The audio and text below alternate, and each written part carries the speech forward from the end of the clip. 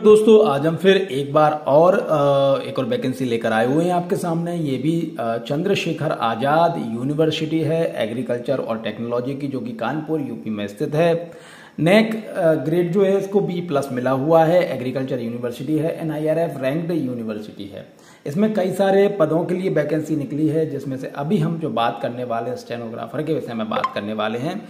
इस वैकेंसी को जब आप देखना चाहेंगे तो आप जैसे आप इसे स्क्रॉल करेंगे, जब आप नीचे आएंगे तो नीचे आने पर आपको नोटिस एंड सर्कुलेशन मिलेगा। इस पर आपको थोड़ा सा इंतजार करना पड़ेगा। ये आपके पास आ गई है एडवर्टाइजमेंट नंबर। ये जैसे आप इसको क्लिक करेंगे तो आपके सामने ये पूरा ओपन हो जाएगा।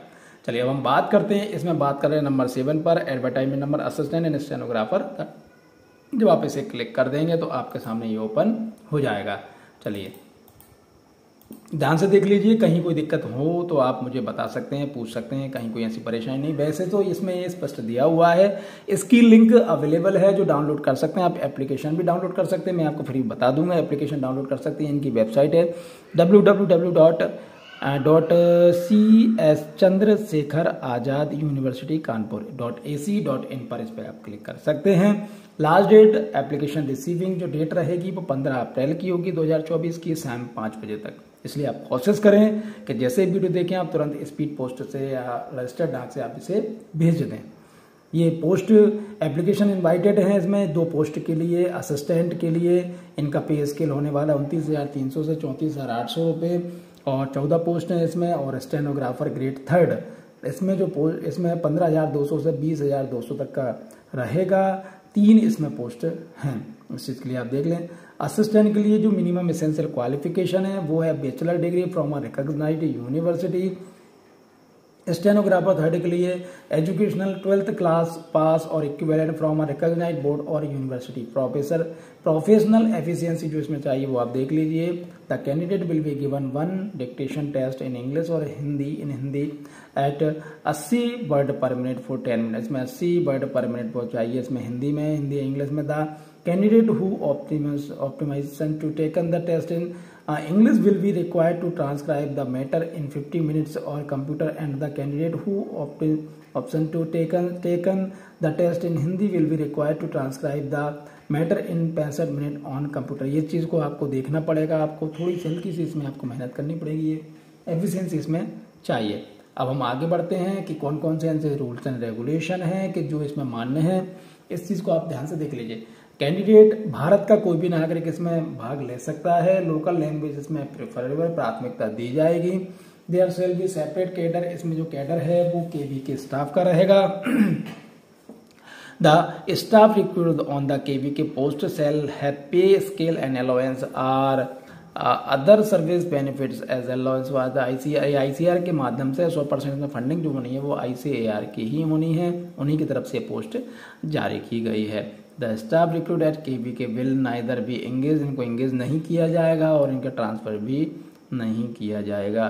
पोस्ट ये टेम्परेरी पोस्ट है, जब तक ये प्रोग्राम चलेगा, जब तक ये कोर्स चलेगा, जब तक ये प्रोजेक्ट चलेगा, तब तक इनको रखा जाएगा। In case of closure of KV के their service shall be terminated automatically and after the termination of the scheme the university will not absorb the candidate in any capacity. University ने मना कर दिया है कि अगर ये प्रोजेक्ट खत्म हो जाता है तो इनको दोबारा से नहीं रखा नहीं जाएगा। बात के बाद पता नहीं स्पष्ट उन्होंने लिखा हुआ है। यूनिवर्सिटी रिजर्व द राइट, यहाँ पे यूनिवर्सिटी ने लिखा हुआ है कि एडवर्टाइज की जो वैकेंसीज उनको बढ़ाया या घटाया जा सकता है। The application must fulfil the essential requirement to the post of other condition stipulated to the advertisement. They are advised to satisfy themself before applying this post possess essential requirement laid down to the various post no inquiry asking to advise the। ये इसमें ये कहना चाह रहे हैं भैया सबसे पहले आप अपने हिसाब से पहले आप अपनी योग्यताएं देख लो। योग्यताएं देखने के बाद ही आप इसमें अप्लाई करना। चलिए हम देखते हैं हाउ टू अप्लाई, कैसे अप्लाई करना है। सबसे पहली चीज़ इसमें एप्लीकेशन जो फीस है वो आपकी लगनी है 1,500 रुपये। यदि आप जनरल OBC EWS में आते हैं तो आपकी 1,500 फीस लगेगी, और यदि आप अन्य राज्य के हैं तो भी आपकी यही फीस लगेगी। लेकिन यदि आप यूपी के हैं और आप SC ST या PWD में आते हैं तो आपकी 750 रुपये फीस लगेगी। और फीस भी आपको इसमें डिमांड ड्राफ्ट के माध्यम से देनी है, जो कि controller CSE university of agriculture and technology Kanpur के नाम से दे होगा। साथ में आपको 2 सेल्फ एड्रेस्ड वाले लिफाफे रखने हैं। 45 रुपये के स्टाम्प लगाने के बाद the application fee will be, ये एप्लीकेशन जो फीस है वो नॉन रिफंडेबल है। इस चीज़ का भी आप खास ख्याल रखिए। कोई कंसेशन नहीं दिया जाएगा SC ST अदर स्टेट, जो मैं आपको पहले ही बता चुका हूँ। जो डायरेक्टर, ये आपको जो एप्लीकेशन फॉर्म भर के जो आप भेजना रहेगा उनका जो पता है वो देख लीजिए। Director administration and monitoring CSE, university of agriculture and technology, Kanpur 20/802। Due date के बाद किसी भी प्रकार के आवेदन पर कोई विचार नहीं किया जाएगा। यहाँ पर आपकी जो उम्र है, उम्र के विषय में बताया गया कि 18 साल से आपकी उम्र कम नहीं होनी चाहिए। और for the post of assistant stenographer grade 3 the age should not exceed, और 40 साल से आपकी उम्र ज़्यादा नहीं होनी चाहिए। रिलैक्सेशन में जो गवर्नमेंट के नॉर्म्स उनके आधार पर इसमें रिलैक्सेशन दिया जाएगा। और अब आप यहाँ पे जो नोटिफिकेशन में कई सारे और भी जो चीज़ें दी है उसको आप ध्यान से देख लें, पढ़ लें, समझ लें, उसके बाद ही आप आवेदन करें। अब यहाँ पर एक और चीज़ आ जाती है जो मैं आपको बता देता हूँ कि ऐसे कौन कौन से डॉक्यूमेंट्स है जब आप एप्लीकेशन फॉर्म भरेंगे तब आपको चाहिए। ये 33 नंबर पर दिए, बैंक ड्राफ्ट DD आपको चाहिए, एक लेटेस्ट फोटो चाहिए, और आपके certification from personal office for in service candidate जो सर्विस में है उनके लिए चाहिए।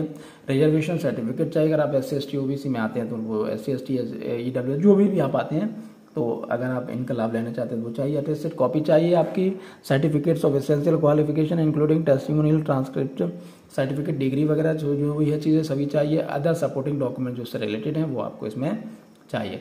Documents to be brought at the time of interview के टाइम पे आपको ये सभी कॉपीज आपको वहाँ पर लगेंगी, ओरिजिनल भी लगेंगी, ये भी लगेंगी आपकी। नो ऑब्जेक्शन सर्टिफिकेट भी चाहिए।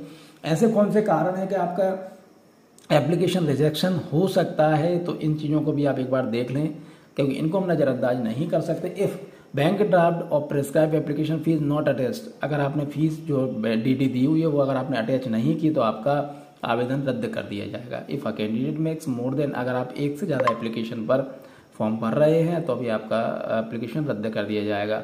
अगर आपने जो फॉर्मेट दिया हुआ उस फॉर्मेट से अगर आपने फॉर्म नहीं भरा है तो भी आपको रद्द कर दिया जाएगा। साइन नहीं है, इनकम्प्लीट है, तो भी आपको रद्द कर दिया जाएगा। Without detail of salary per month received if the experience certificate, अच्छा जो अगर आपने एक्सपीरियंस सर्टिफिकेट दिया है वो भी इस चीज़ के बिना कि आपकी सैलरी कितनी थी वो भी आपको इसमें रद्द कर दिया जाएगा। यूनिवर्सिटी आफ्टर क्लोजिंग डेट के बाद अगर आप अप्लाई किया जाएगा तो रिसीव भी नहीं किया जाएगा। Candidate does not possess the requested academic qualification the closing, जो क्लोजिंग डेट है उसके पहले आपको पूरी जो भी डॉक्यूमेंटेशन है, जो भी आपकी योग्यता है उनको आपको कंप्लीट करना होगा। और ओवर एज नहीं माना गया है। फेक इंस्टीट्यूट, अगर आपने फेक इंस्टीट्यूट से कोई डिग्री डिप्लोमा किया हुआ है तो वो बिल्कुल भी मान्य नहीं किया जाएगा। Academic score card and return examination pattern for the KVK position, ये आप देख लीजिए, असिस्टेंट के लिए ये व्यवस्थाएं दी गई हैं। और रिटर्न एग्जामिनेशन सब्जेक्ट मैटर 100 का है, जनरल नॉलेज एंड लैंग्वेज 100 का है। No interview as per government direction, selection will be made of grand total marks 300, 100 + 100 + 100। Syllabus will be a graduation level, stenographer में syllabus will be a intermediate level यानी 12th level का इसमें syllabus आने वाला है।